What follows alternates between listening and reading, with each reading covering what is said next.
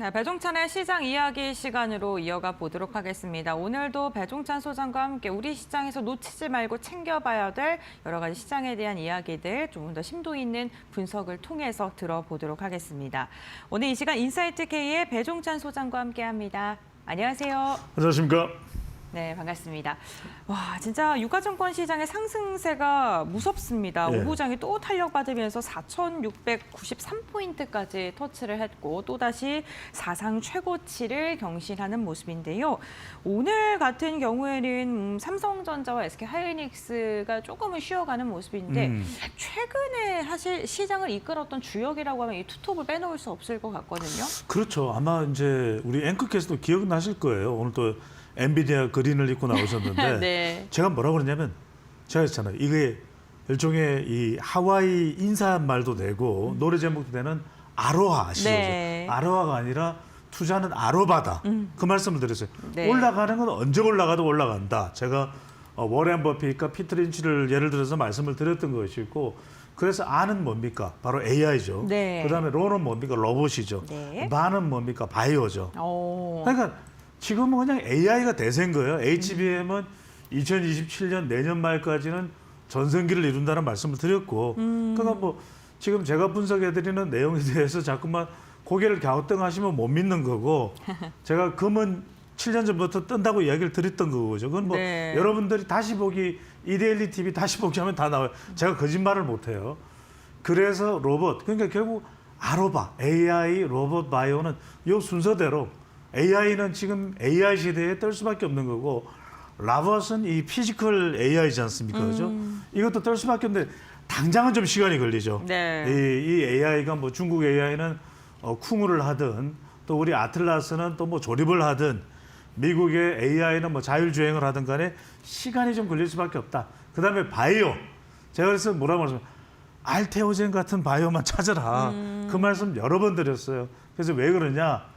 우리는 이제 초고령 사회로 접어든다. 미국은 이미 접어들었고 일본은 이미 접어들었고 그러면 약을 많이 먹을 수밖에 없어요. 하루에 10개씩 먹어야 돼.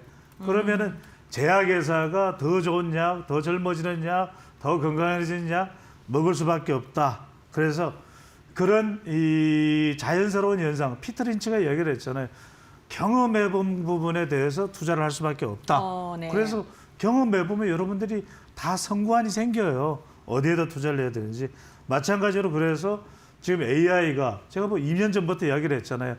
삼성전자가 한참 부진할 때부터 삼한전자 이럴 때부터 계속 우사행할 수밖에 없다. 6개월 뒤에 삼성전자로 승부를 낼 것 같으면 모르겠다. 그런데 2년 뒤에 4년 뒤에 6년 뒤에 승부를 내는 건 삼성전자다. 말씀을 드렸거든요. 네, 근데 맞습니다. 뭐 여러분들이 어디까지나 최종적인 판단은 개인의 판단이라는 거 다시 한번 말씀을 드리고요. 계속 가격이 올라요. 왜? 데이터 센터도 만들어야 돼. PC도 교체를 해야 돼. 그러니까 낸드 플래시도 계속해서 가격이 올라가고 그리고 또 하나 중요한 게 이전에는 이렇게 가격이 오르면 생산량을 늘렸어. 네. 이제 삼성전자와 SK하이닉스가 알아요. 생산량을 더 늘려봐야 별로 도움되지 않는다는 걸. 그러니까 오히려 빅테크 기업들이 목을 매요.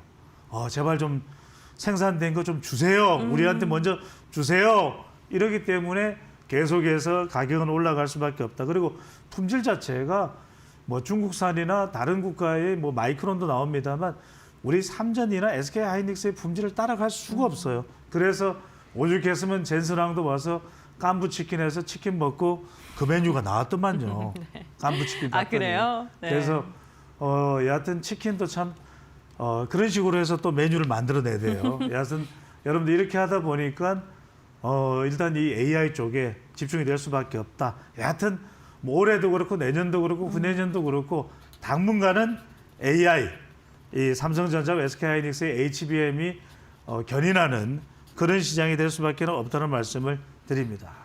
결국에는 당분간 시장을 이끌 주도 섹터는 AI 반도체다라고 이야기해 주시면서 삼성과 하이닉스 앞으로 더 갈 것이다라고 이야기해 주셨습니다.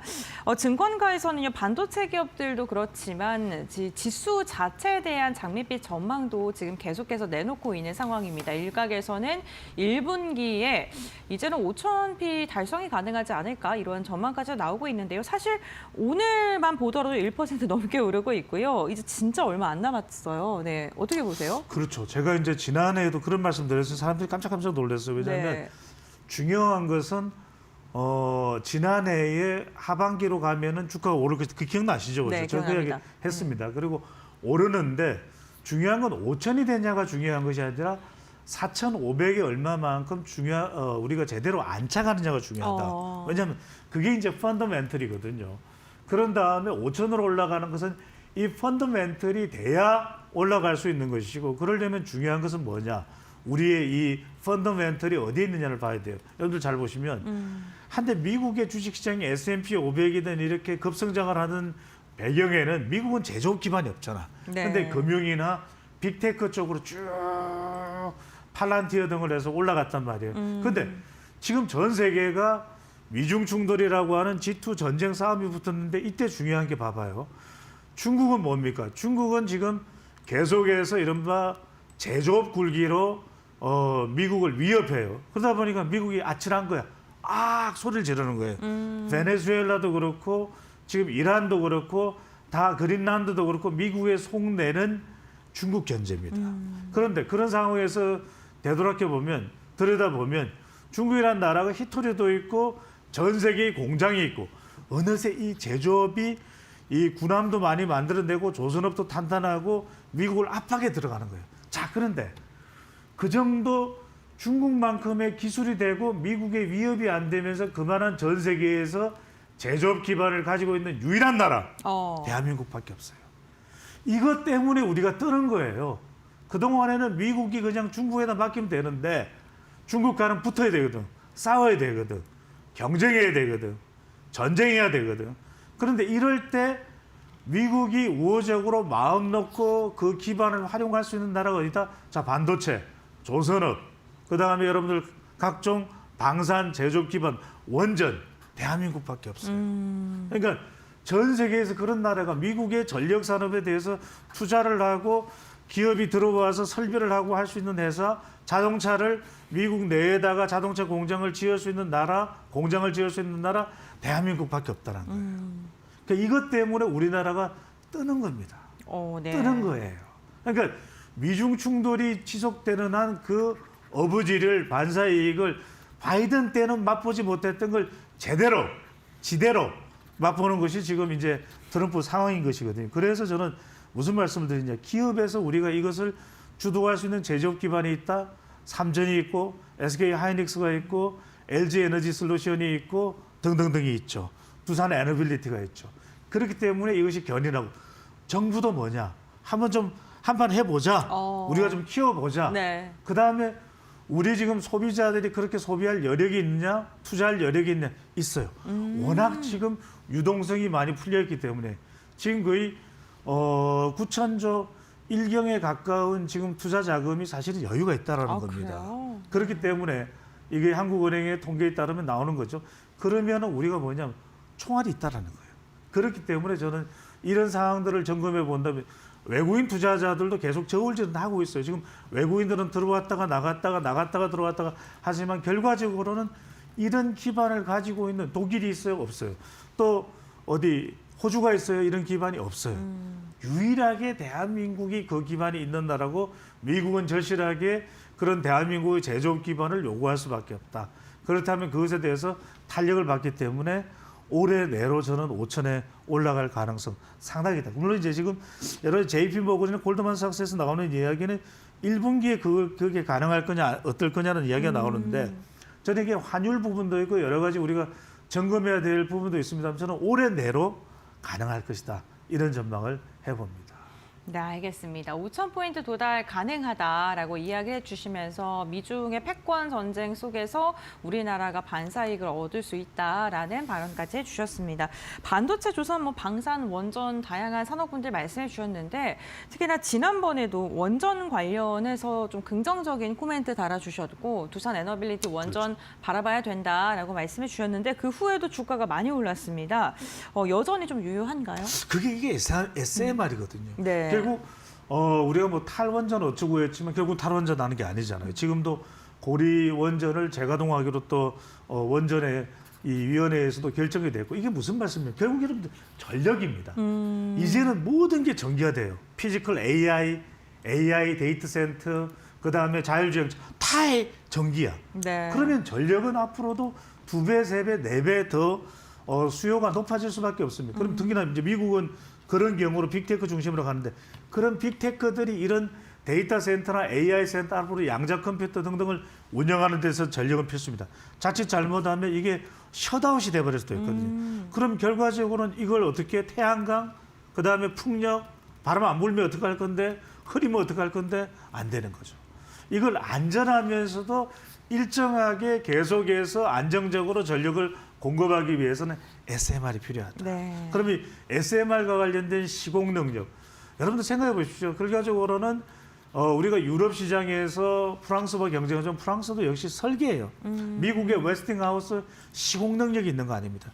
전 세계적으로 시공 능력을 갖추고 있는 국가는 2개 정도, 3개 정도입니다. 결국 이 전선에서 전면에서 경쟁하는 나라는 한국과 중국인데 네. 미국이 중국산 시공 기술을 쓰지는 않을 거 아니에요. 그렇죠. 그럼 결국 대한민국입니다. 한전, 그다음에 현대건설 등등등, 두산 에너빌리티, BHI, 한전기술, 한신기계 이쪽으로 갈 수밖에 없다라는 거예요. 결과적으로 미국이 앞으로 2030년까지 2035년까지 숱한 SMR을 빅테크의 자원을 가지고 재원을 가지고서 짓게 되는데 거기에 우리의 원전 산업들이 투입될 수밖에 없죠. 제가 말씀드리잖아요. 장기적으로 보시라. 이게 3년, 6년 이른바 연금 들었다고 생각하시고 투자할 수 있는 종목이 바로 원전일 수 있다라는 말씀드립니다. 네, 알겠습니다. 원전 관련돼서 역시나 미국이 중국을 선택할 가능성이 굉장히 낮기 때문에 우리나라가 갖고 있는 기술력과 함께 또 지속적으로 좀 주목을 하고 성장을 할 수밖에 없는 산업이다라고 말씀해 주셨고요. 최근에 그 미국이 지정학적으로 여러 가지 행보를 보이고 있거든요. 앞서서도 말씀해 주셨는데 베네수엘라 이슈라던가 이란 그리고 여러 가지 발언들, 그린란드와 관련된 발언들 그리고 행동들 보여주고 있는데 이러한 이슈가 나오니까 방산주들의 힘이 굉장히 셉니다. 그렇죠. 오늘도 국내에서 방산 대표주들의 움직임이 굉장히 좋은데 방산주의 상승이 앞으로 더 갈 수 있을까요? 더 가죠. 이걸 여러분들 잘 아셔야 돼요. 네. 국제정치계 여러분들이 거시경제와 미시경제를 같이 살펴야 됩니다. 우리가 왜 나무만 보면 안 되잖아요. 숲을 봐야 됩니다. 그쵸. 자, 미국에 한번 상황을 보세요. 이게 그런데 트럼프 이후에도 변할 거냐? 변할 가능성이 없어요. 이번에 베네수엘라를 왜 쳤느냐? 그런데 전쟁이 아니에요. 가만히 보시면 이른바 델타 포스를 통해서 탁 하고 핵심만 치면서 마두로를 뉴욕으로 3시간 만에 3시간도 안 걸려서 압송을 했다면 이 이야기는 뭐냐? 난민은 내 앞마당이야. 미국의 이른바 1828년에 이 제임스 먼로 대통령이 유럽에 대해서 난민은 내 앞마당이니까 건드리지 마 했던 이른바 아이솔레이션, 고립주의를 선택하는 겁니다. 이건 뭐냐? 트럼프 대통령은 군대를 투입하지는 않아요. 지금 러우 전쟁이 되고 있지만 군대를 투입하지는 않습니다. 또 하마스와 이스라엘 전쟁이 되지만 미국의 미군이 투입되지는 않아요. 하지만 뭐냐? 대량의 방산 자원들을 팝니다. 우크라이나에도 그만큼 방산 자원을 투입하고 숱한 그 우크라이나에 매장되어 있는 그 광물들을 싹 가져와 버리는 거죠. 마찬가지입니다. 베네수엘라도 석유를 싹 가져와 버리는 거죠. 이 이야기가 뭐냐? 그린란드도 싹 가져와 버리는 거죠. 이 이야기는 뭐냐? 말 그대로 앞으로 이 미국의 고립주의는 아이솔레이션. 이거는 뭐냐? 미국이 고립된다라는 게 아니에요. 스스로 고립되는 것이 아니라 날 냅둬. 우리 앞마당은 내가 챙길 거야. 이거란 말이거든요. 그렇기 때문에 앞으로 이런 부분에 대해서 국지적 도발은 계속될 수 있다.